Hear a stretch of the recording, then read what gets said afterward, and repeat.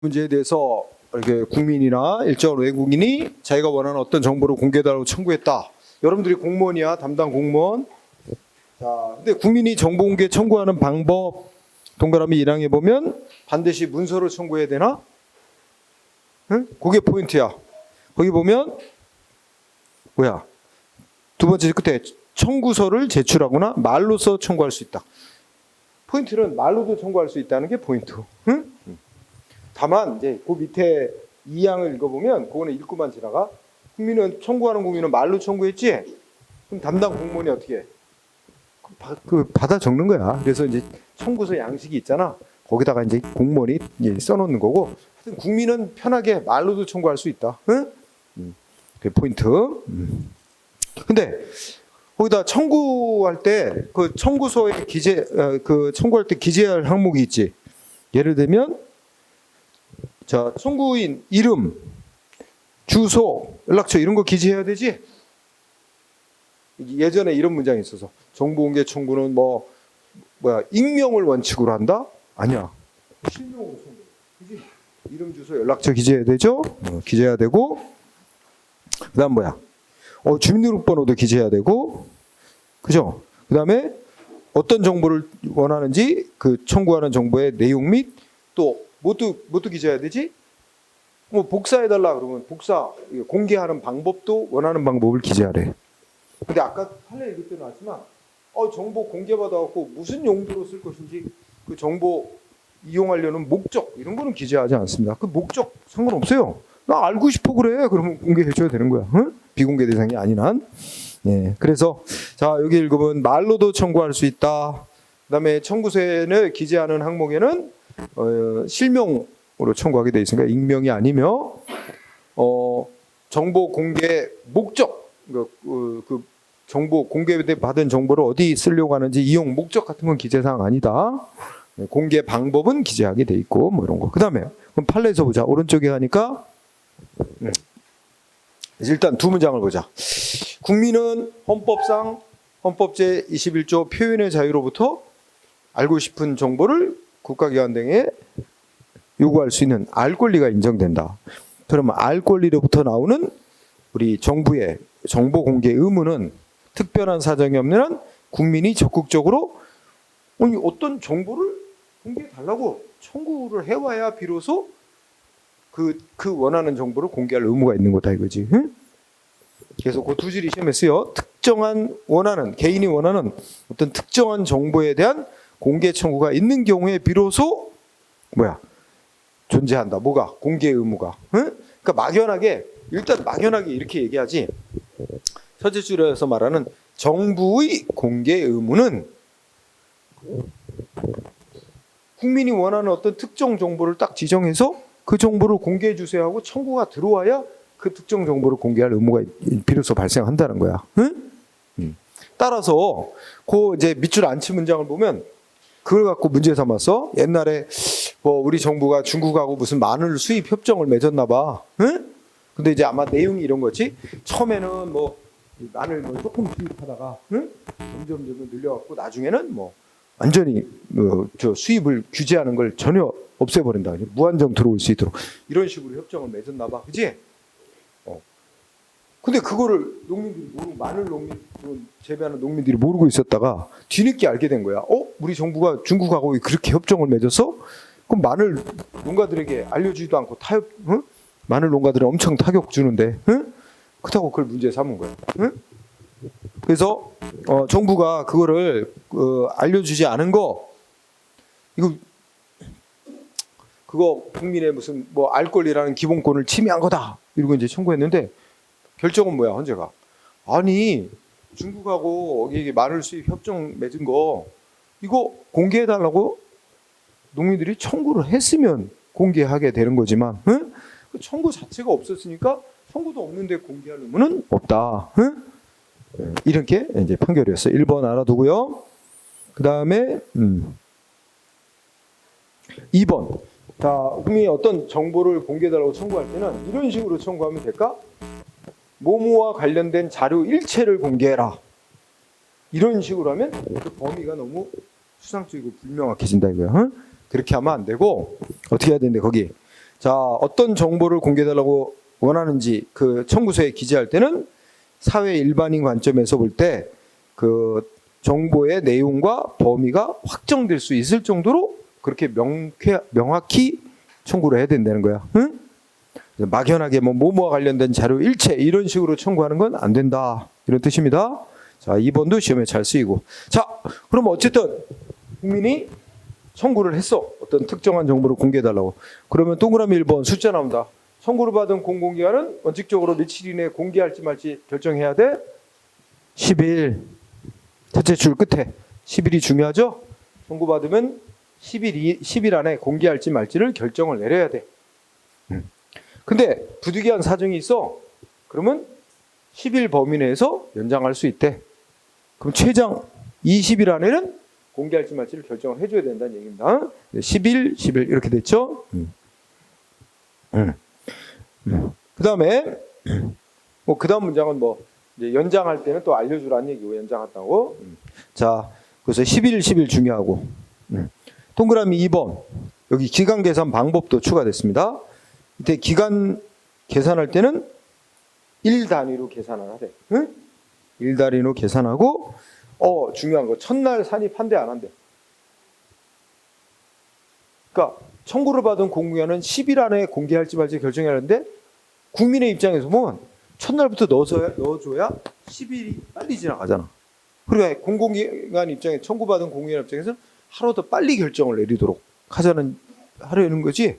국민의 입장에서 볼 때는 좀 빨리 결정을 공개할지 말지 빨리 결정 받아오기 위해서 첫날부터 넣는 거야. 그러니까 우리 보면은 국민한테 유리하게 될 때는 첫날부터 넣어. 법규 정도를 보면. 그래서 여기 첫날 산입. 다만 뭐는 빼. 공휴일하고 토요일은 산입을 안 한다. 그지? 그러면 자, 우리 홍길동이라는 친구가 인천시장에게 어떤 정보 공개를 오늘 했어. 12월 오늘이 며칠이야? 12월 9일. 근데 오늘은 업무를 안 보니까 오늘 청구하는 건 안 되겠다. 그지? 그죠? 12월 8일 했다고 치자. 12월 8일 금요일 날 저 청구를 했어. 그러면 원칙적으로 10일을 계산하면 어떻게 돼? 언제까지 공개할지 말지 결정 내려줘야 돼? 연장 안 한다고 치고 10일 내. 그러면 12월 8일 날 집어넣어 안 집어넣어? 집어넣었죠. 첫날 산입한다 그랬잖아. 그럼 8일 하루 단위 치니까 시간은 안 따져. 몇 시에 청구했냐 안 따지고 그냥 하루. 그날 하루. 8일 하루. 9일은 토요일이야. 그다음에 10일은 일요일이야. 토요일 날 일요일 날 집어넣는데 안 집어넣는데. 안 집어넣어. 그럼 얘는 빼고. 그다음에 11일 월요일 되지? 자, 그러면 12일, 13일, 14일, 15일, 16일. 그러면 월, 화, 수, 목, 금. 또 토요일이네? 그러면 하루 1일, 2일, 3일, 4일, 5일, 6일. 6일하고 다시 또 해. 17, 일요일이고. 이것도 빼야 되네? 그러면 18, 19, 20, 21. 그러면 여기까지 6일이었지. 6일차. 7일, 8일, 9일, 10일. 21일까지 공개할지 말지 결정 내려줘야 돼. 그죠? 계산이 이렇게 한다는 거예요. 토요일 날 일요일은 계산에 안 넣고 청구 들어온 첫날부터 시작해 하루 넣어주고 21일 그러니까 업무 시간 끝나는 때까지 공개해야 된다는 얘기야. 응? 이런 식으로 계산한다. 자, 2번도 그래 중요하게 생각하고 그 다음에 3번도 중요하다. 야, 청구를 정보 공개 청구를 받아보니까 이거 다른 사람에 관한 정보를 공개해달라는 거야? 응? 제3자와 관련된 정보를 공개해달라는 거야? 뭐 어떻게 해야 돼, 공무원? 응? 자, 청구한 정보의 전부나 일부가 다른 사람, 제3자와 관련이 있을 때는 정보 공개 청구가 들어왔다는 사실을 지체 없이 뭐 해야 돼? 통지해줘야 돼, 3자에게. 응? 그러니까 홍길동이 누구한테 A가 B라는 사람에 대한 정보를 공개해달라고 청구했다. 응? 그러면 청구를 받은 공개는 B에게 지체 없이 알려줘야 돼. 그래서 필요한 근데 여기서도 두 번째 줄 통지는 반드시 해야 돼. 의무사항이야. 통지하여야 하며 그 다음에 그 3자의 의견을 듣는 것도 의무가 아닙니다. 그건 필요하면 의견을 들을 수 있다지. 그러니까 3자의 의견을 듣는 건 재량입니다. 그것도 시험 문제 이미 냈어요. 어떻게 내면 뭐 통지해야 되고 의견을 들어야 된다. 의견 듣는 건 의무가 아니거든. 응? 그 점 유의하고 읽고. 그다음에 뭐 4번은 청구를 받은 공공기관이 자기네가 보유 관리하는 정보가 아니라 다른 기관이 보유 관리하는 정보를 공개해달라는 청구서를 받았어. 그럼 어떻게 돼? 그 정보를 보유한 다른 기관으로 어떻게 돼요? 이송을 해야 되는데, 응? 이송을 해야 되고, 청구인에게 통지해야 된대. 응? 왜 그렇게 했는지 이유를. 그래서 야, 다른 기관이 보유 관리하는 정보 공개 청구를 받았을 때 거부하는 게 아니라, 우리 그 정보 안 갖고 있어야 하고 거부하는 게 아니라 다른 기관에게 이송을 해주고, 그런 우리가 안 갖고 있고 저쪽 기관이 갖고 있기 때문에 그쪽으로 청구하고 청구서를 이송했습니다. 그리고 청구인에게 통보를 해주래. 응? 거부하는 게 아니라, 그죠? 다 국민을 위한 거죠. 그 다음에 최근에 추가된 거. 자, 5번은 끝에 가면 뭐로 처리할 수 있대? 민원으로 처리할 수 있다. 응? 그래서 읽어보자. 공공기관은 공개해달라고 청구한 정보가 공공기관이 보유 관리하고 있지 않은 정보라든지 자기네가 보유 관리하고 있지 않은 정보이거나 또는 그 공개 청구하는 내용이 뭐뭐에 관해서 진정을 하거나 억울하다고 진정하거나 질의하는 등으로 정보공개법에 따른 정보공개 청구로 보기 어려운 그런 경우로서 이제 민원 신청으로 봐서 민원 처리에 관한 법률에 따라 처리할 수 있는 경우라면 민원으로 처리할 수 있고, 좀 줄여서 공부하면 첫째, 보유 관리하고 있지 않은 정보를 공개 청구받았다든지 아니면 그냥 셋째 줄에 민원으로 처리할 수 있는 정보라면 그냥 민원 처리로 공개 여부 결정을 대신할 수 있다는 얘기. 민원 처리 업무로. 그래서 그거 알아두고. 그 다음에 5항은 그러면 청구받고 공개하기로 결정했대. 공개하기로 결정하면 뭐뭐 알려주래. 언제 공개하는지, 일시, 장소 등을 청구인에게 통보해라. 그죠? 이거 뭐 당연한 얘기입니다. 그 다음에 7번 비공개 결정했을 때는 비공개 결정했을 때도 알려주래. 뭐 알려줘? 근데 비공개 결정했을 때는 왜 비공개하는지 구체적으로, 그지? 아까 8가지 항목 중에 어디에 해당돼서 비공개하는지, 그리고 상대방한테 또 뭐 알려줘야 돼? 이 비공개 결정에 승복을 못하면 어떤 절차를 밟아 다툴 수 있는지, 그지? 그런 거 알려주래요. 그래서 특별한 건 없어. 당연한 이치입니다. 자, 그러면 다음 판례에서 어떤 사람이 법원의 재판 기록 일부 공개해달라고 청구한데 법원이 어떤 결정을 했어? 비공개 결정을 내렸대. 그러니까 어떤 사람이 법원에다가, 여기 서울행정법원 나오지? 법원에다가 재판 기록 일부 좀 공개해달라. 근데 법원이 비공개 결정, 근데 비공개 결정 내렸다고 뭐로 통보했다는 거야? 전자문서로 통보를 해줬다는 거야. 그게 여기서 쟁점이야. 그러니까 비공개 결정을 법원이 전자문서로 통보해도 되냐 하는 게 쟁점이었는데 결론은 뭐야? 비공개 결정 정보공개법 규정 보면은 그에 따르면 전자문서로도 통보해도 효력이 또 동일하게 인정된다. 그러니까 전자문서로 통보할 수 있대요. 그러면서 중간에 보니까 정보공개법에 보면 문서라는 단어 속에는 전자문서도 포함한다고 돼 있고, 그에 따르면 정보 비공개 결정은 전자문서로 통지할 수 있고, 그죠? 어쩌고 저쩌고 해서 결론적으로는 여러분 어떻게 돼요? 법원이 재판 기록 공개 청구를 받고 비공개 결정하는 거 전자문서로 할 수 있다. 이게 핵심입니다. 간단하게는 시험도 그렇게 나왔어요. 그 다음에 싼 거로 3번 중시합니다. 반복 청구 등의 처리 이거 중시해야 돼. 그러니까 어떤 사람이 이런 거 잃을 수 있잖아. 어떤 정보를 공개에다가 청구했는데 비공개 결정이 됐어. 통보됐어. 근데 이 사람 또 똑같은 내용의 정보를 공개에다가 또 청구 들어와.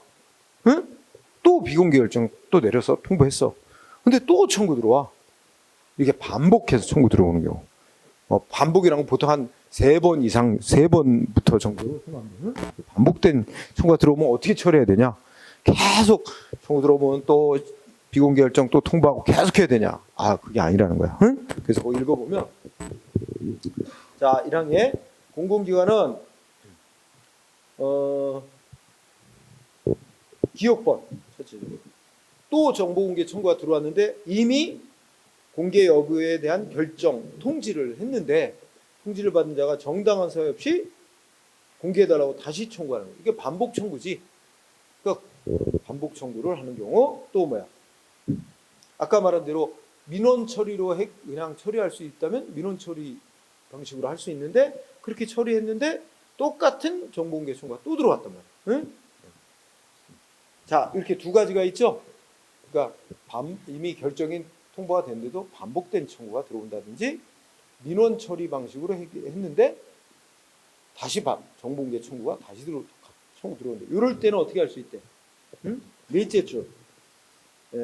청구된 정보의 성격, 종전 청구와의 유사성, 관련성, 종전 청구와 동일한 답변을 할 수밖에 없는 사정 등 여러 가지를 종합적으로 살펴 결국 마지막이 뭐야?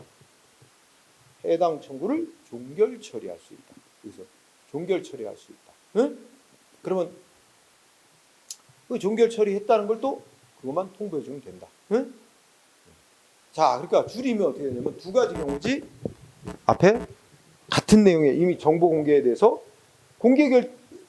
하여튼 공개하는지 비공개하는지 결정 내렸다고 통보를 해줬음에도 계속 반복된 청구가 들어오는 경우, 그다음에 민원 처리 방식으로 처리했는데 정보 공개 청구가 다시 들어오는 경우, 이때는 여러 가지를 살핀 뒤에 종합적으로 보는데 마지막 종결 처리할 수 있다. 응? 응? 종결 처리. 그 다음에 또 하나, 또 종결 처리할 수 있는 동그라미 2번.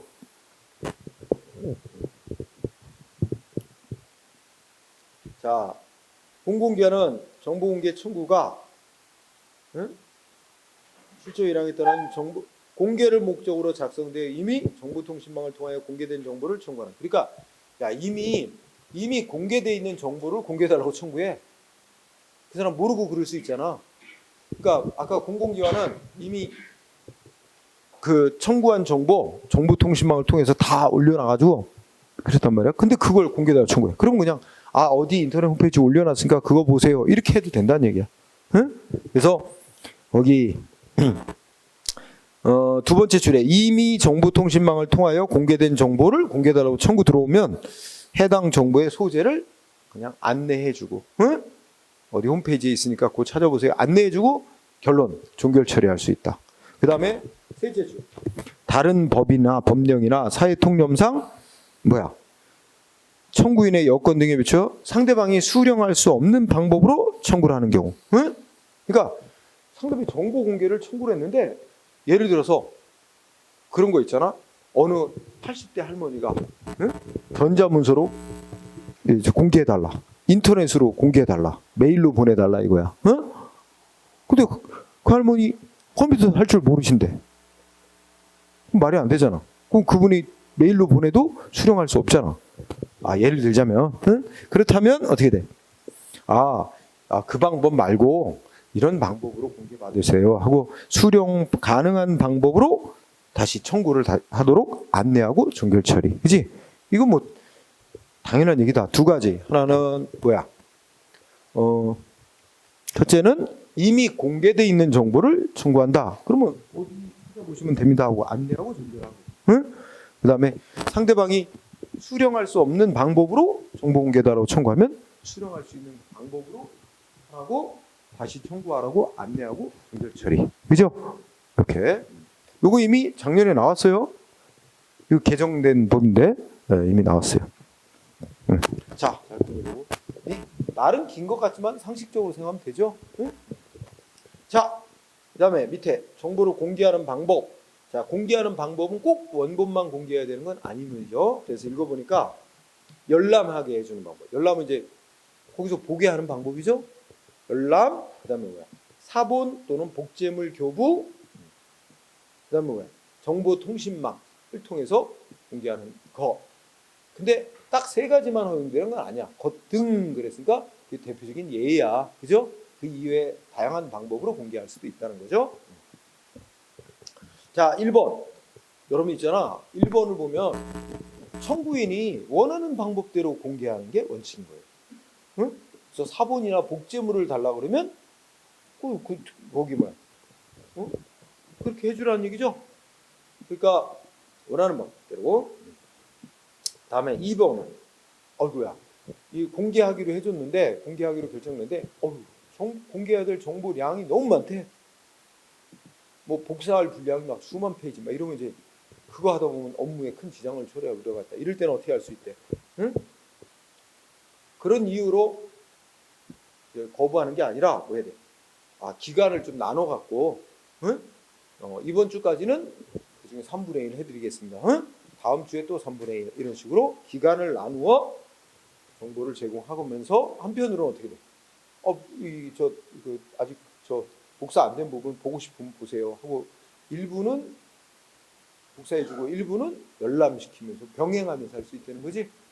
그래서 그거는 이제 공개 대상 정보의 양이 너무 많을 때 어떤 방법으로 해야 되냐. 너무 많다는 이유로 거부하는 건 안 되고 병행, 열람하면서 열람도 시켜주고 일부는 또 복사해주고 이런 방법으로 할 수 있다. 자, 오른쪽에 동그라미 3번. 자, 최저 끝에 원본이 더럽혀지거나 파손 우려. 원본을 공개하면 원본이 파손 우려 이런 거 있으면 어떻게 돼? 사본 복제물을 교부할 수 있다. 응? 그러니까 이 경우는 이제 상대방이 원본을 공개해달라고 요구한다고 해도, 그죠?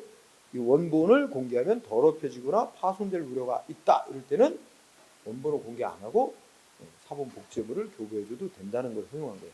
그죠? 자, 그러면 그 밑에 판례를 보니까 1번 원칙이 뭐야? 정보공개법은 원칙 법의 취지를 보면 청구인은 정보공개 청구하는 청구서에 뭐야? 자기가 원하는 공개 방법 기재하게 돼 있죠? 그럼 원칙적으로 원하는 방법대로 공개를 해주는 게 원칙이야. 응? 그렇기 때문에 행정기관 멋대로, 응? 자, 상대방은 복사를 요청했는데 공무원이 복사를 하면 짜증나. 응? 짜증나니까 그냥 메일로 보내드릴게요. 공개 방법을 행정기관이 공무원이 마음대로 결정할 권한은 없어. 응? 원하는 대로 해줘야 돼. 다만 아까 원본을 공개하라고 했는데 원본 공개할 경우 동그라미 3번처럼 원본이 훼손 우려 있거나 이럴 때는 이제 그 사본을 줄 수도 있지만 그런 경우가 아니라는 원하는 방식대로 해주는 거야. 응? 공개 방식은. 그래서 거기에 밑줄친데 보면 정보공개 청구자가 선택한 방법에 따라 공개를 해야 된다. 응? 따라서 공개 방법을 행정기관이 공공기관이 마음대로 결정할 재량은 없다. 이게 좀 쓰이고요.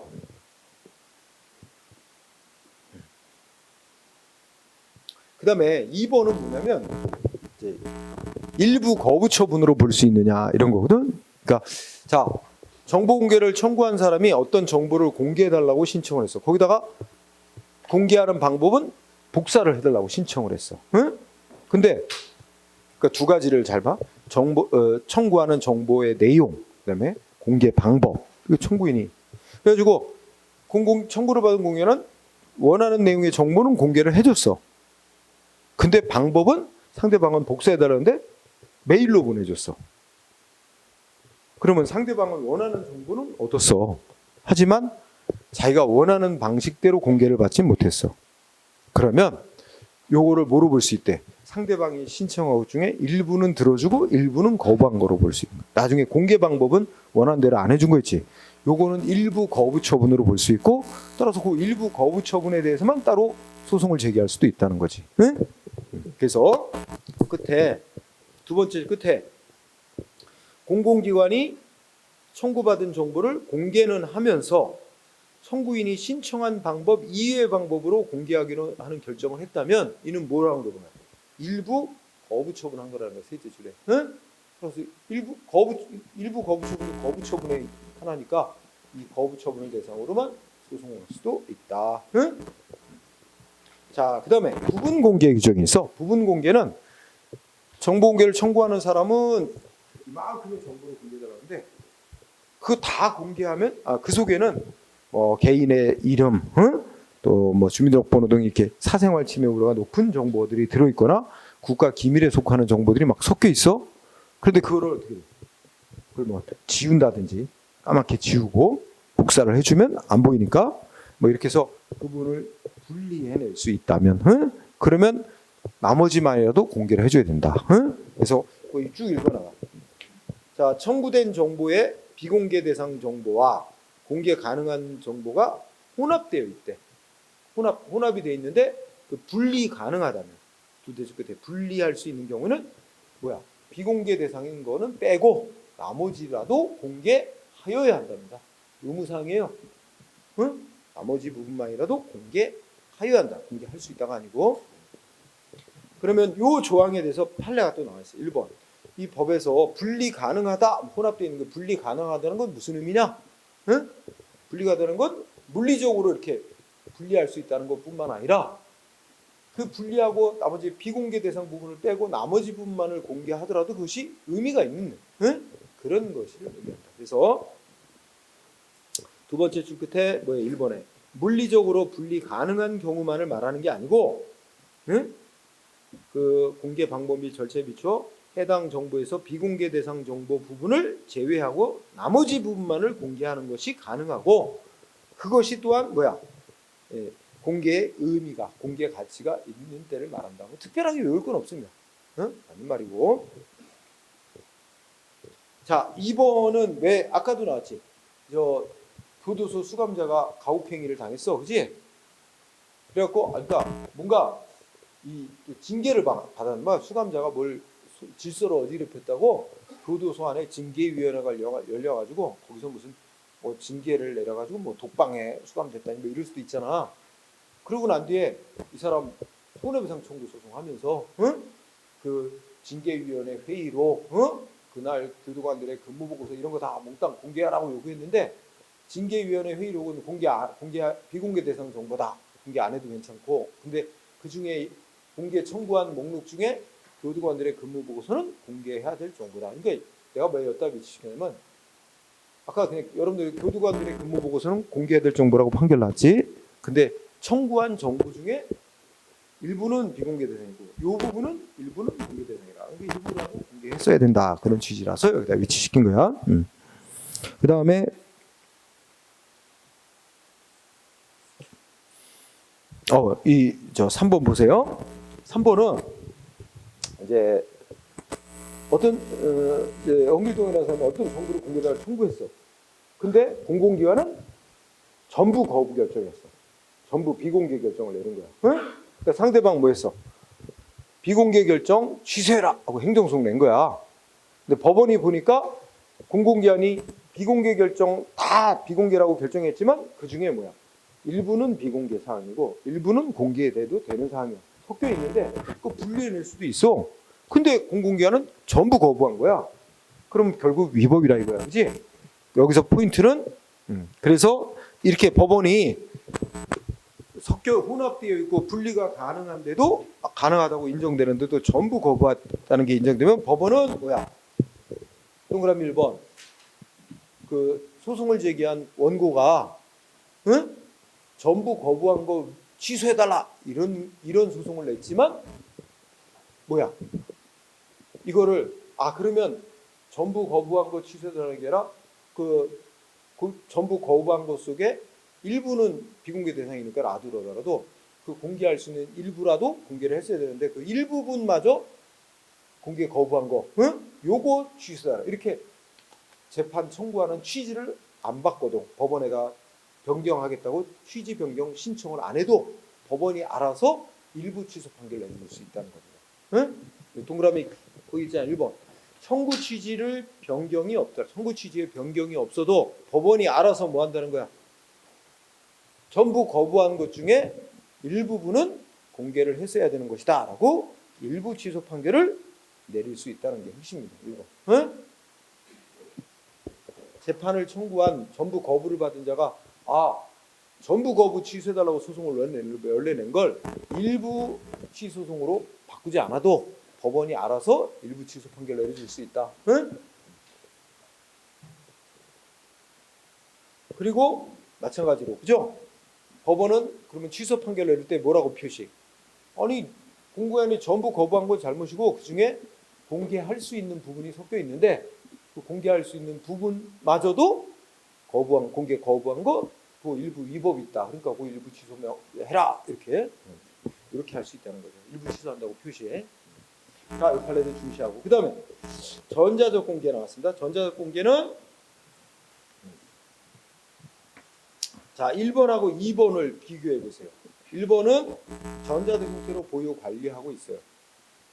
2항에서는 전자적 형태로 보유 관리하고 있지 않은 정보예요. 이 둘의 차이점 보세요. 자, 공공기관이 전자적 형태로 보유 관리하고 있는 정보인데 청구하는 자도 전자적 형태로 공개해달래. 그럼 맞아 떨어지네. 그럼 뭐 특별한 직무수행에 특별한 지장이 없나? 원하는 대로 해주는 게 원칙이니까. 응? 1번은 별로 문제가 안 돼요. 2번이 문제가 돼. 응? 2번에서 아유 공공기관에서는 종이 문서로 된 건데, 그지? 상대방은 뭐야? 무슨 뭐 메일로 보내달라든지 뭐 이런 식으로 한단 말이야. 즉 전자적 형태가 아닌 형태로 보유하고 있는데 청구하는 사람은 전자적 형태로 공개달라고 요청. 그럼 어떻게 해야 되느냐? 뭐야? 정상적 업무 수행에 현저한 지장을 초래한다든지 그 정보가 훼손될 우려가 없는 한 전자적 형태로 바꿔서 공개. 끝에 전자적 형태로 바꿔서 공개할 수 있다. 응? 그러니까 전자적 형태로 보유하고 있지 않은 정보라도 전자적 형태로 공개해달라고 그러면 전자적 형태로 바꿔서 공개할 수 있다. 하여야 된다는 아니고 응? 바꿔서 공개할 수 있다. 그 다음에 쌍가로 4번. 자, 아까 숫자 생각해봐. 원래 정보공개 청구 들어가면 공공기관은 원칙적으로 10일 안에 결정. 부득이하면 10일 범위 내에서 또 연장할 수 있지. 그런데 뭐 10일, 20일 이런 거 기다릴 거 없이 그냥 청구하면 그 자리에서 즉시 해줄 수 있는 건 그 자리에서 해주라는 겁니다. 예를 들어서 청구한 정보가 이미 공개하기로 결정 나 있는 그런 정보다. 공개하기로 결정 나 있는 정보. 응? 예를 들어서 A라는 사람이 청구했는데 이미 공개하기로 결정 나서 그 사람한테 공개해줬어. 그지? 근데 또 같은 정보를 누군가 또 청구 들어왔어. 일주일 만에. 그러면 그건 다 공개하기로 이미 결정 난 거란 거니까 그냥 바로 공개해 주든가. 그리고 말만 몇 마디 해주면 끝나는 정보를 뭐 일주일 기다려라. 이렇게 뭐가 있느냐, 그지? 그래서 그걸 제목을 즉시 처리가 가능한 정보래요. 이런 건 뭐 없이 앞에서 말한 뭐 청구 들어오면 10일 안에 결정하고 뭐 이런 거 거칠 필요 없다는 거야. 그냥. 그래서 박스 안에 뭐 있어? 공개를 목적으로 작성해 놓은 정보. 두 번째는 뭐야? 국민에게 알리기 위하여 작성된 홍보 자료. 세 번째, 이미 공개하기로 결정한 장소로서 정보로서 공개하는데 오랜 시간이 안 걸리는 정보. 그래서 1, 2, 3번 이렇게 1번하고 3번 정도. 이런 거는 그냥 그 자리에서 즉시 또는 말만 몇몇 여기 첫째 줄에 있잖아. 그 박스 위에. 즉시 또는 말로 몇 마디 해주면 가능한 정보는 앞에서 10일 내에 처리하면 되지 않느냐 이런 거 기간 따지지 말고 바로 해주라. 자, 비용 부담 중요합니다. 자, 정보 공개할 때 뭐 복사해주고 막 이런 거 많잖아, 그지? 그러면 그 비용은 누가 부담한다?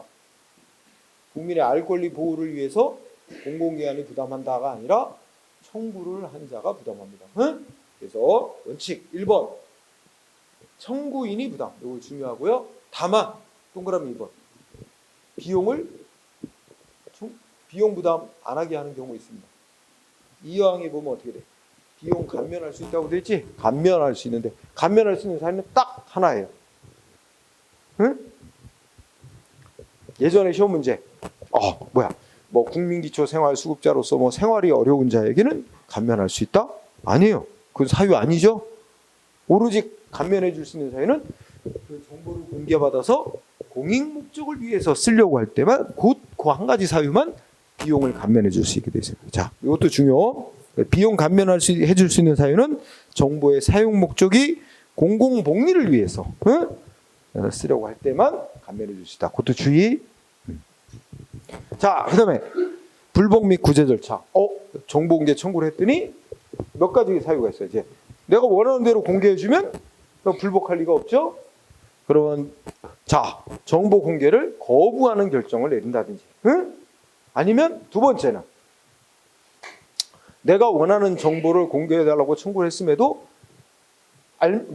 반은 공개해 주는데, 청구된 정보의 반은 공개해 주는데 반은 공개 안 해. 그러니까 부분 공개 결정만 내렸다든지, 그지? 또 하나 있지. 원래 청구하면 10일 안에 공개할지 말지 결정 내려줘야 되는데 또 10일 내도 없었고 또 10일 연장이 돼가지고 총 20일이 지나도 아무런 결정이 없을 때, 그죠? 부득이한 이렇게 세 가지가 있죠.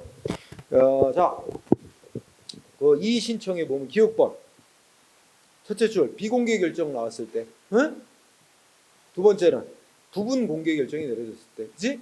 네, 세 번째는 20일이 지나도록 아무런 결정이 없을 때, 다 이럴 때는 뭐 할 수 있어? 응? 셋째 줄 공공기관의 결정을 통지받은 날로부터 또는 청구한 지 20일이 지나도록 아무런 결정이 없은 때로부터 30일이 지난 때. 응? 그래서 다음 페이지 첫째 줄 30일 이내. 응? 여기 숫자 유의해야 돼요. 30일 이내 뭐 할 수 있어? 해당 기관에다 문서로 이의 신청할 수 있다. 응? 이의 신청 그래서 의무사항은 아니죠. 해당 기관에 이의 신청할 수 있습니다. 그리고 기간 계산하는 방법은 아까랑 똑같아요. 첫날 넣고 토요일 공휴일 빼고. 응? 자, 요거 하나만 잘 보면 되고, 그 다음에 디귿번을 보면 이의 신청을 받은 공공기관은 며칠 내에 다시 결정해서 통보해야 돼. 7일 안에 이의 신청 받은 거에 대해서 결정해서 다시 통보해 줘야 된다. 응? 여기 숫자 7 중요합니다. 다만 이의 신청 들어온 거에 대해서 7일 내에 결정을 하기 어려우면 최대 7일까지 다시 연장할 수는 있다고 되어 있어요. 응? 그 다음에 행정심판 한 줄 기억번. 자, 아까 세 가지 있잖아.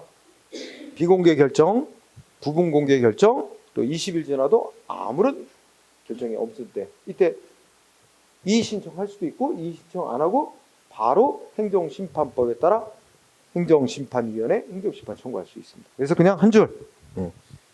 그러면 쭉 나오고 결국은 두 번째 끝에 행정심판법이 정한 바에 따라 행정심판 청구할 수 있다. 끝. 그리고 니은번. 응? 뭐 있어? 이의 신청 꼭 거쳐야 돼? 이의 신청 안 거치고 바로 행정심판 청구할 수도 있다. 이거 중요합니다.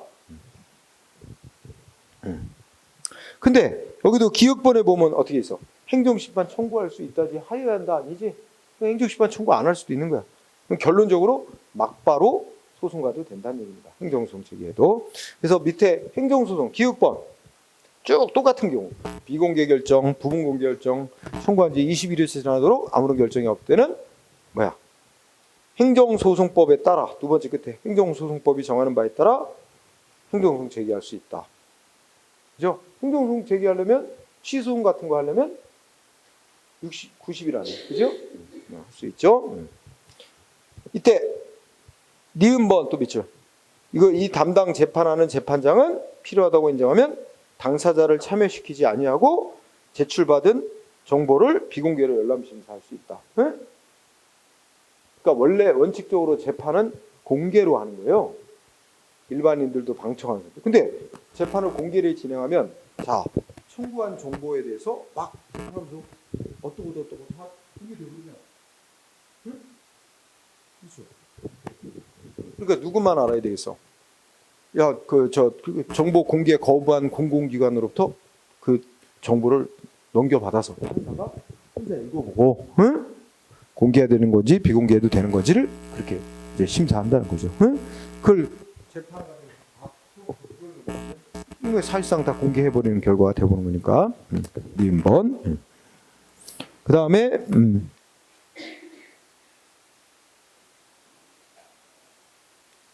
그다음에 니은번은 이제 어쨌든 법원이 공개 거부한 기관으로부터 청구된 정보를 제출받아서 이제 비공개로 심사할 수 있다고 돼 있잖아. 여기서 한 발 더 나가서 디귿번 보면 재판장은 뭐야? 청구된 정보 중, 예?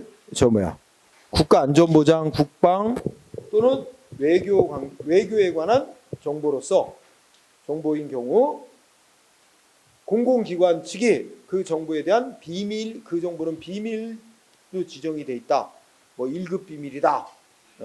그다음에 뭐 비밀로 취급하게 된 실적 이유, 그래서 공개를 안 하는 이유 등을 공공기관 측에서 판사에게 설명하고 설득하면 그 정보를 제출하지 않게 할 수 있다. 이거 더 한 발 더 나간 거지. 아예 판사도 그 정보를 내용을 볼 수가 없는 거지. 판사가 제출하지 아니하게 할 수 있다는 거. 판사가 알아서 결정하는 거죠. 자, 관련해서 판례 봅시다. 1번. 이거 중요하다. 자, 국민의 정보공개 청구권은 법률상 보호되는 구체적 권리임. 따라서 청구인이 공공기관에다 정보공개에다 청구했다가 거부받은 것 자체로 이미 뭐야? 정보공개 청구권이란 권리를 침해받은 거임. 그러므로 그것만으로도 거부됨으로써 바로 권리를 침해받은 거가 되니까 거부받은 것만으로도 소송 가능하다. 권리 침해를 이유로. 따라서 정보공개 청구했다가 거부받은 것 자체만으로도 권리 침해받은 거니까 그것만으로도 소송 제기할 수 있게 되고, 그와 달리 이 정보가 내가 청구한 정보가 공개됐으면 그 정보를 이용해서 내가 뭘 해가지고 이익을 얻었을 텐데 그 이익을 거부당함으로써 이익을 얻지 못한 게 있다. 이거를 증명할 필요는 없어요. 저 거부로 인해서 다른 불이익을 입었다는 걸 그게 필요가 없다고. 소송 제기 자격 인정되는데. 정보공개 청구권은 법에 의해 구체적으로 이미 보호받고 있는 권리다.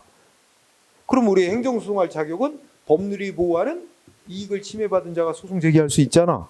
그러면 이미 법률이 보호하는 규칙인 권리로서의 이익이니까 거부받은 것 자체로 이미 법이 보호하는 이익을 침해받은 자니까 그것만으로 소송할 수 있는 거지.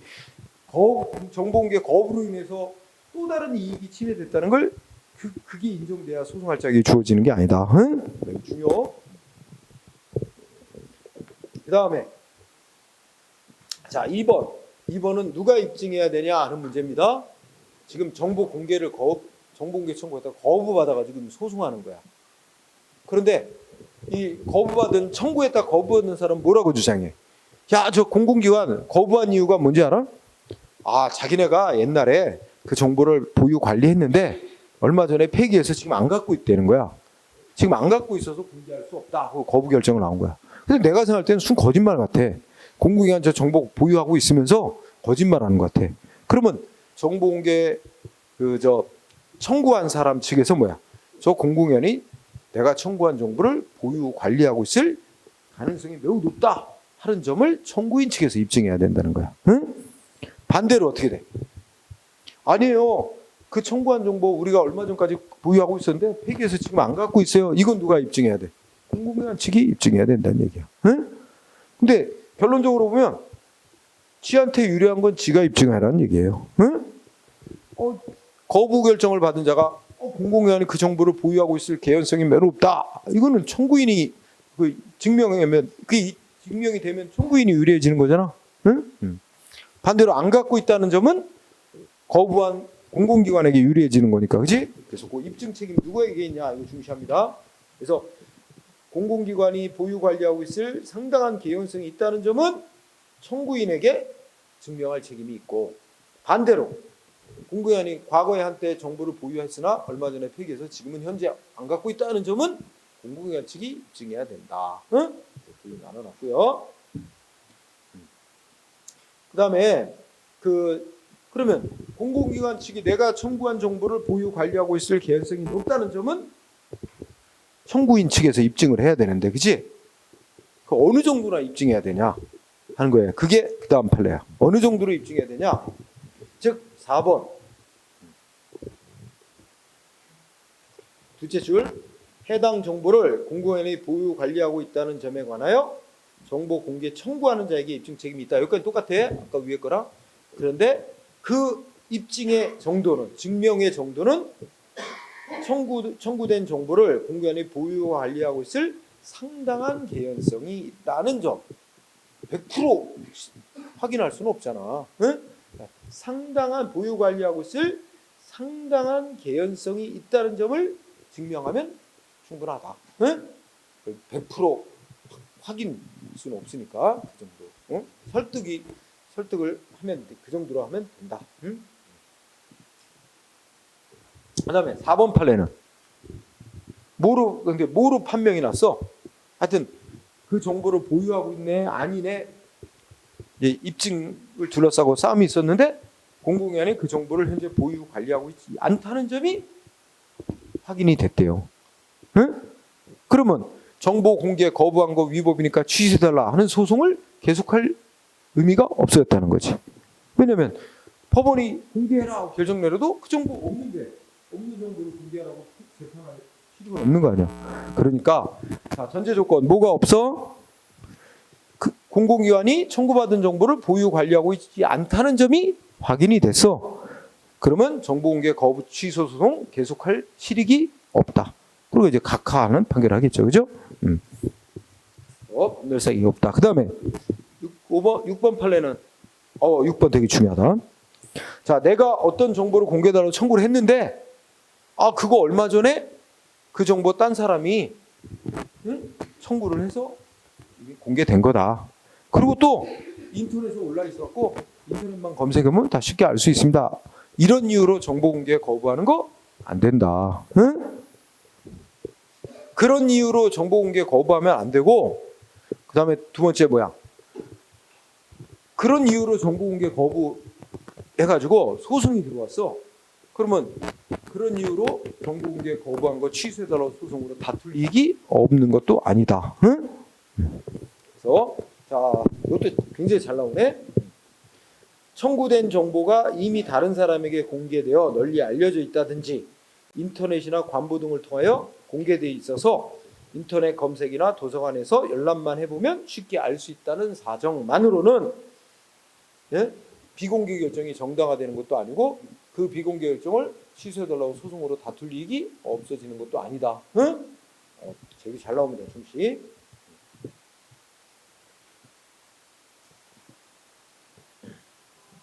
그 다음에 6번은 시험에는 잘 안 쓰이고 헌법 시험에 쓰이는데 우리 이제 국회의원이 우리 거기 보면 교사들 노동조합 가입 현황. 응? 그래서 그 국회의원이 이제 어디냐면 옛날에 지금으로 따지면 국민의힘 쪽 옛날에 새누리당인가 그쪽의 국회의원인데 이 교사들이 우리 교사들도 약간 진보적인 교사 노조가 전교조가 있고 보수 노조가 한국교총이라고 있어. 근데 이쪽에 전교조 쪽에 가입한 그 교사들 그 명단 교육부로부터 뭐 넘겨받아갖고 그거를 다 자기 국회의원 홈페이지에다 다 공개를 해버렸어. 그 무슨 문제가 되는지 알아? 뒤에 공부할 개인정보보호법 위반이 돼요. 그 개인정보에 해당하는 거예요. 민감정보라 해서 그거는 함부로 공개해서는 안 될 정보였거든. 근데 국회의원이 막 올려놨단 말이야. 응? 이거 국민의 뭐 알 권리니 뭐 이런 거에 내세웠지만 그건 공개하면 안 되게 돼 있는 개인정보로서 위법하다고 판결이 나왔었습니다. 그거와 관련된 거예요. 자, 그 다음에 7번은 뭐 큰 문제는 없다. 거기 보면 경찰서장이 수사기록 뭐 사본 뭐 공개해달라고 신청했는데 거부했다 그러지? 그럼 이게 일반화시키면 행정기관이 정보공개 신청받고 거부처분 내린 거야. 거부처분 받으면 뭐 할 수 있죠? 이의신청, 행정심판, 행정소송 할 수 있잖아. 근데 그런 절차가 있으면 그런 절차를 먼저 밟아보고 거기서도 구제가 안 되면 마지막으로 갈 수 있는 데가 헌법소원이야. 응? 근데 그런 절차를 거치지도 않고 바로 헌법재판소에 헌법소원으로 기본권 침해 구제 신청하는 건 소위 보충성 원칙에 어긋나서 허용될 수 없다는 취지의 판결입니다. 간단한 거예요. 소송을 통해서 구제받는 절차가 남아있다면 그 절차를 먼저 밟고 와야 된다는 거야. 그치? 안 밟았으니까 허용되지 않는다. 그 다음에 여러분들 8번은 소송 파트에서 얘기하는 건데 그 처분 사유에 처분 사유 변경이야. 응? 그러니까 뭐냐면 예를 들어 이런 거지. 자, 내가 어떤 정보를 공개해달라고 청구를 했다. 그랬더니 거부 결정이 내려졌어. 근데 거부 결정 문서에는 뭐라고 써요? 당신이 청구한 정보는 아까 구조이랑 메토 8가지 항목 중 어디에 해당하죠? 예를 들어서 국가안전보장, 통일, 외교에 관한 사항이어서 공개될 경우 국가의 안전에 큰 위해를 줄 우려가 있기 때문에 거부합니다. 이런 이유로 이제 거부했어. 그럼 내가 청구한 정보가 그 공개된다고 국가안전보장 해줄 우려가 있냐? 말도 안 되는 이유다. 취소해달라고 소송을 했어. 소송이 들어가니까 그 공공기관이 거부한 이유는 그거 말고 다른 걸로 바꿀게요. 응? 이거 공개하면 사생활 침해 우려가 높다는 이유로 공개 거부한 이유를 바꾸겠다. 이게 허용되냐 이거지. 재판 청구가 들어간 이후에 행정청이 거부 결정한 이유를 다른 이유로 바꾸는 거. 핵심이 뭐야? 원래 거부한 이유와 동일성이 있는 이유로 바꾸는 건 상관없는데 전혀 동일성이 없는 다른 이유로 바꾸는 건 허용될 수 없다는 거야. 그래서 거기 읽어봐. 8번에 보면은 공공기관이 거부 결정한 첫 번째 원래 이유는 뭐였습니까? 당초의 거부 처분 사유는 제7호에 해당한다는 거지. 제7호가 뭐였어? 7호. 영업비밀이지. 경영 내지 영업비밀에 해당하는 사항이기 때문에 거부한다는 거였지. 그랬다가 이제 소송 도중에 이렇게 바꾸는 거야. 그런 이유였는데 여기다가 거부한 이유 이것도 있습니다 하면서 추가하는 거야. 뭘 추가했어? 제1호면 뭐야? 제1호면 다른 법률 내지 법률에 의해서 위임받은 명령에 의해서 비공개 내지 비밀사항으로 규정된 정보이기 때문에 비공개합니다. 라는 이유로 추가했대, 이유를. 근데 이 두 개의 이유 간에는 뭐야? 실질적인 동일성이 있다고 볼 수 없어요. 응? 상식적으로 그렇잖아. 응? 법이 경영 내지 영업 비밀에 해당되기 때문에 거부한다는 이유와 이건 뭐야? 이거는 다른 법에 의해서 비밀로 지정된 정보이기 때문에 거부한다는 이유는 완전히 다른 이유잖아. 실제로 동일성이 없는 이유를 재판 도중에 행정청이 추가하거나 변경하는 것은 허용될 수 없다. 응? 그럼 법원은 뭐만 갖고 판정해? 맨 처음에 내세운 이유로 거부한 게 위법인지 아닌지만 판정합니다. 행정청이 소송 도중에 추가로 내세운 이유는 재판에 고려 안 합니다. 응? 그런 얘기예요. 그래서 실적 동일성이 있느냐 없느냐. 그러면 이 8-1도 한번 분석해봐. 맨 처음에 정보 공개 거부한 이유는 뭐였어? 2호, 4호, 6호의 이유로 거부했는데, 응? 그 다음에 아마 재판 도중에 1호도 또 추가했나 봐. 거부한 이유로. 그지? 이것도 동일성이 없는 이유다. 나중에 추가한 이유는 재판에 고려 안 한다. 응? 그런 얘기고요. 그 다음에 이 9번 판례 또 중시하자. 9번 판례. 자, 우리 정보 공개 청구했고 거부 결정이 내려졌고 지금 재판이 열려 소송이 들어갔어. 그죠? 소송 들어갈 때 재판장은 어떻게 돼? 공공기관에게 원칙적으로 정보를 제출토록 하지. 그래서 법원은 거부 결정한 공공기관부터 정보를 제출받아서 거기 보니까 공공기관이 청구된 정보를 증거 등으로 법원에 제출. 그지? 그래서 원래 정보공개 청구했던 사람은 또 법원을 통해서 그 사본을 또 넘겨받았대. 그러면 어찌됐든 어떻게 된 거예요? 정보공개 청구했던 사람은 청구한 정보를 획득하게 된 거지. 우회적으로. 그러면 정보공개 어쨌든 정보를 얻었으니 원하는 정보를 얻었으니 정보공개 거부한 거 취소해달라고 소송 계속할 필요가 있냐 하는 게 문제될 거예요. 그죠? 그런데 이렇게 우회적으로 이렇게 정보를 얻은 거, 그래서 세 줄까지 결과적으로는 청구인에게 우회적으로 정보가 공개된 셈이 되었어요. 그지? 그렇다 하더라도 이러한 우회적인 방법으로 공개되는 것은 정보공개법이 예정하고 있지 아니한 방법으로서 정보공개법에 따른 정보공개라고 볼 수 없기 때문에 뭐야? 비공개 결정 취소달라고 소송 계속할 필요가 있다. 응? 그 법원은 공공기관이 거부 결정한 거 위법인지 계속 판결을 내려줄 필요성이 있다는 얘기예요. 응? 사실상은 그러니까 정보공개 거부한 거 취소해달라고 소송했는데 소송 도중에 법원이 공공기관으로부터 정보를 제출받았고 그 사본을 어떻게 얻게 된 거예요, 청구인이. 그래서 결과적으로는 우회적인 방법으로 원하는 정보를 얻게 됐지만 그런 거는 정보공개법이 허용하는 방법이 아니다. 정보공개 방법으로. 응? 그러니까 거부한 거 취소해달라고 소송을 계속할 필요성이 있다. 응? 되게 중시해야 될 판례.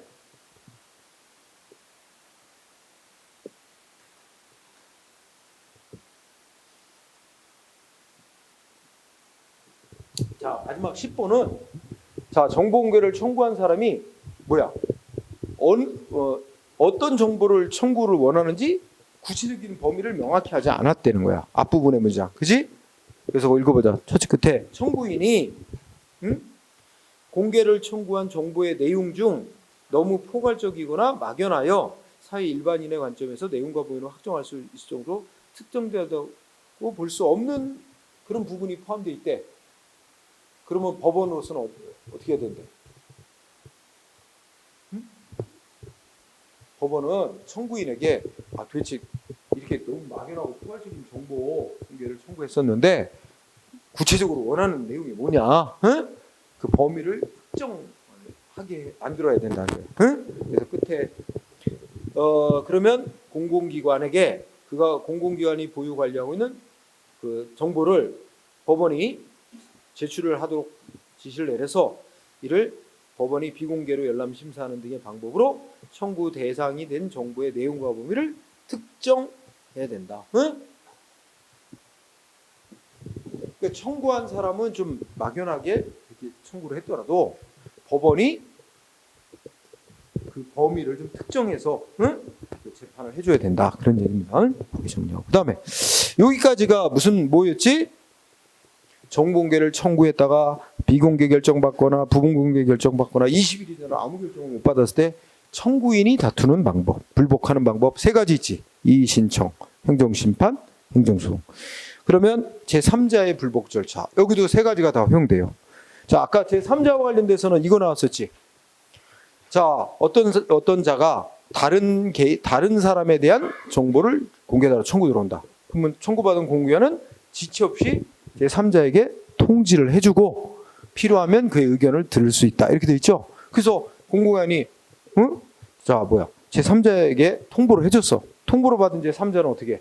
자기에 관한 정보가 공개되기를 원치 않으면 비공개해달라고 요청할 수 있습니다. 그래서 거기 동그라미 1번 비공개 요청 있죠? 거기에 기역번.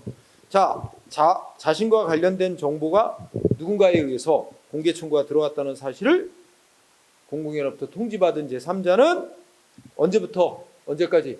통지받은 날부터 3일 이내. 3일 숫자 매우 중요. 통지받은 3일 이내 해당 기관에다가 비공개 요청할 수 있습니다. 비공개 요청할 수 있는 시한 몇 번 나왔어요? 시험에 3일 이내. 그러면 제3자가 비공개 요청하면 공개 못하는 건가요? 그렇지 않습니다. 이 양보는 뭐라고 돼 있어요? 비공개 요청이 있더라도 공공기관은 공개 결정을 할 수 있다고 돼 있어요.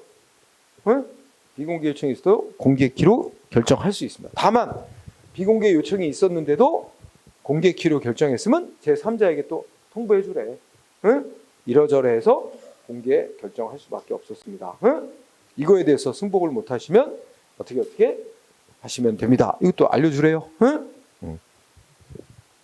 그래서 이 문장 니은번의 조항에 의해서 비공개 요청이 있더라도 비공개해야 되는 건 아니다. 공개 결정할 수 있다는 게 나타나 있고요. 그리고 디귿은 잘은 안 내는 편인데, 자, 공공기관은 아까 제3자로부터 비공개 요청이 있었잖아. 근데도 공개하기로 결정했잖아. 그러면 실제로 이제 공개 실시하는 날을 잡으면 그날하고 그러니까 비공개 요청이 있었던 날 사이에 30일의 간격을 둬요. 왜냐하면 그 사이에 제3자가 이의 신청을 한다든지 해서 이게 변경될 가능성이 있으니까 충분한 시간을 두어서 30일의 간격을 두래요. 자, 다음 페이지. 제3자도 어떻게 돼? 자기는 비공개 요청을 했음에도 그죠? 공개 결정이 됐다고 통보받은 자는 이의 신청할 수도 있고, 응? 행정심판법에다 행정심판 청구할 수도 있고 소송할 수도 있습니다. 단 이때 다른 건 다 청구인하고 똑같은데 이의 신청하는 기간이 짧아요. 아까 정보공개 청구했다가 거부 결정받은 청구인은 이의 신청 기간이 얼마야? 비공개 결정 통지받은 날부터 30일 안에 30일 안에 이의 신청할 수 있죠. 여기는 제3자는 비공개 요청했는데도 공개 결정 통지받으면 통지받은 날부터 7일 안에 이의 신청해야 됩니다. 이의 신청 기간이 7일밖에 안 주어져 있어요. 3자. 알아두고요. 그 밑에 판례는 뭐냐면 제3자가 비공개 요청하더라도 공개 결정할 수 있다는 말입니다. 응? 네, 특별한 건 없고. 그 다음에 정보공개 심의에 나왔어요. 거기도 그 밑에 그 판례예요. 자, 그러면 정보공개 청구 들어가면 공개할지 말지 결정 내리는 권한자는 누구예요? 공공기관의 장입니다. 장. 응? 공공기관의 장이에요.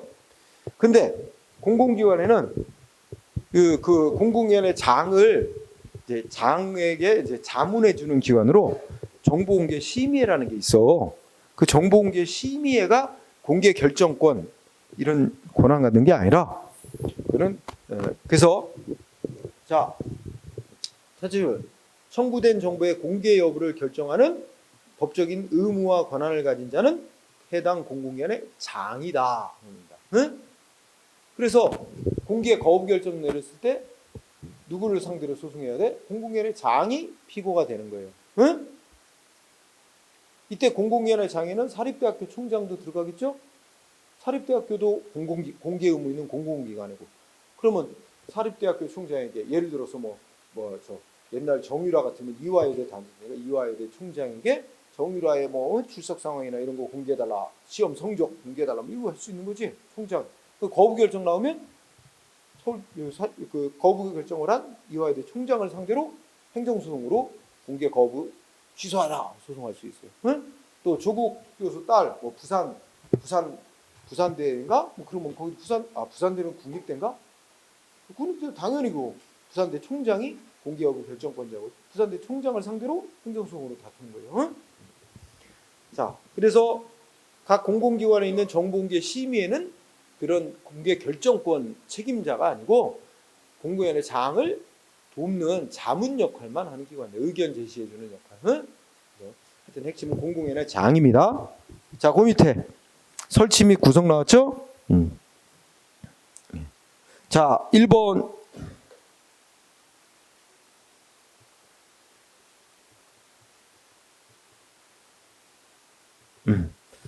정보공개 심의에 자, 정보공개 심의에 별건 없어요.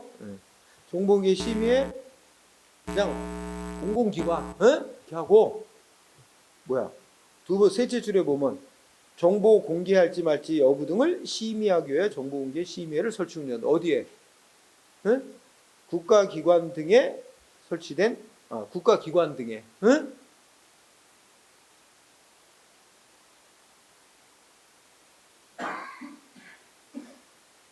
국가기관 등은 정보공개 심의회를 설치 운영한다. 끝. 더 할 필요 없어요. 그래서 정보공개 심의회는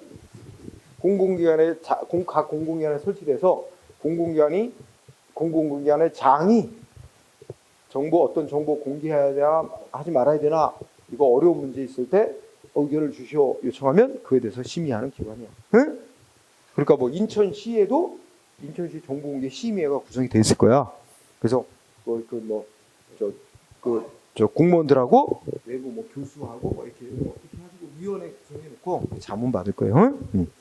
자, 다른 건 굳이 큰 의미가 없어요. 자, 그다음에 정보공개위원회 봅니다. 정보공개위원회. 자, 설치. 정보공개에 관한 이거는 정보공개는 전국에 하나 있는 거예요. 그래서 전국에 통일적으로 정보공개 정책 수립하고 제도 개선, 정보공개 기준 수립 등등등 이런 것 등을 심의 조정하기 위하여 누구 소속으로 정보공개위원회 둔다? 국무총리 소속인데 바뀌었어요. 또 바뀌었어요. 언제 바뀌었냐? 올해 5월달 개정해서 올해 11월 달부터 시행 들어갔어요. 이거 행안부 장관으로 바뀌었어요. 바꿔서 꼭 외워야 돼요. 네? 자, 행정안전부 장관 소속으로 정보공개위원회 설치. 네? 꼭 바꿔놔야 돼요. 행안부 장관으로. 네. 내년 시험에 유력합니다. 국무총리 소속이 아니라 행정안전부 장관 소속으로, 응? 즉 지금 69쪽에 맨 아래 정보공개위원회 소속 바뀐 거 말하고 있어요. 정보공개위원회는 국무총리 소속으로 설치한다 해서 행정안전부 장관 소속으로 바꾼다고 2023년 5월 11일자 5월 달에 법률 개정했어요. 개정해서 딱 요거 하나 바꿨어요. 그래서 11월 며칠부터 시행되도록 돼 있어서 이제 이대로 공부해야 돼요. 행안부 장관으로. 나머지는 바뀐 거 없습니다. 그리고 이거 중요한 건 아닌데 다음 페이지에 보면 70쪽에 동그라미 2번 있지. 이 정보공개위원회 위원은 어쩌고 저쩌고 한 뒤에 뭐야? 넷째 줄 끝에 왜요? 국무총리가 위촉하는 사람이 된다 그랬지? 그거가 행안부 장관이 위촉하는 사람이 된다로 따라서 바뀌어지는 거예요. 응? 행정안전부 장관이 위촉하는 사람이 된다. 그것만 바뀌었습니다.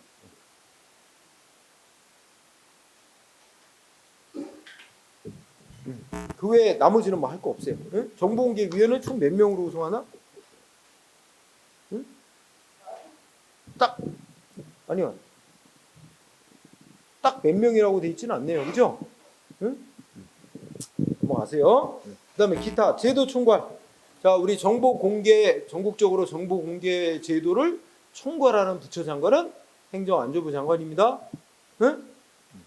옛날에는 참 이름 붙이기 좋았어요. 옛날에 과학기술정보통신부 장관이 된다. 그래서 정보사가 들어가서 아니야, 행정안전부 장관이야. 응? 행정안전부 장관. 그래서 동그라미 1번 행정안전부 장관은 이 정보공개법에 따른 정보공개제도 정책 수립, 제도 개선 등에 관한 기획 총괄 업무를 관장한다. 이 1항만 잘 보면 돼요. 끝. 행안부 장관. 그리고 이 정보공개제도 잘 운영하고 있는지 매년 국회에 보고하도록 되어 있습니다. 응? 매년 첫째 끝에 정기국회 개회 전까지 국회에 제출. 응? 매년 정기국회가 열리기 전까지 국회에 제출하도록 되어 있습니다. 거기까지가 핵심. 자, 여기까지 하고